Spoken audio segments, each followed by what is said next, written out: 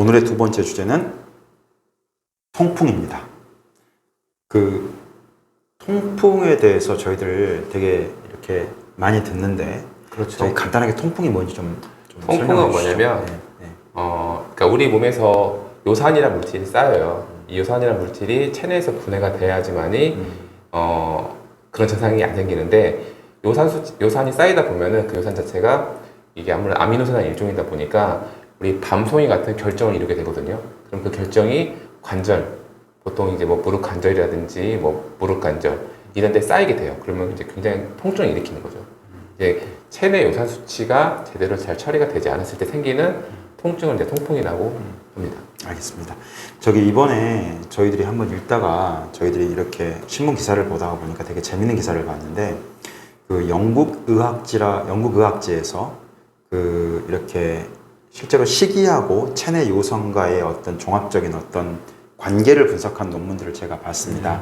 봤는데 상대는 미국 사람들 17,000명이라고 해요. 생각보다 많이 했네요. 네네네. 저는 17,000명이 중요한 게 아니라 참 영국 애들 이상한 것 같아요. 왜 자기 나라 사람들 데리고 가면 되지? 저는 이 발언에는 첨언하지 않겠습니다. 왜 하필이면 이렇게 미국 사람들을 전 이게 참 코멘트로 이게 좀 포인트로 와닿았었는데, 왜 그런 거잖아. 우리나라 이게 왜 한국 그 의학제에서 한국의 뭐 예를 들어서 무슨 고관절 뭐 관절 의학제에서 하는데 일본인 17,000명을 대상으로 조사했다 막 이런 식으로 그런 느낌이긴 같은 하죠. 느낌이죠. 네. 네. 그런데 이제 세 가지를 이제 초점을 갖고 조사를 했다고 합니다. 식이, 혈액, 그 다음에 유전자입니다. 그런데 이제 되게 특징적인 게 어떻게 생각하십니까? 먹는 거, 그 다음에 저는 유전자. 통풍은 이게 먹는 게 제일 중요하다고 생각을 했었거든요. 근데 그게 아닌가 봐요. 네네네네. 그 가장 많은 퍼센테이지를 차지한 게 실제로 그 가장 크게 차지한 것은 유전자라고 합니다.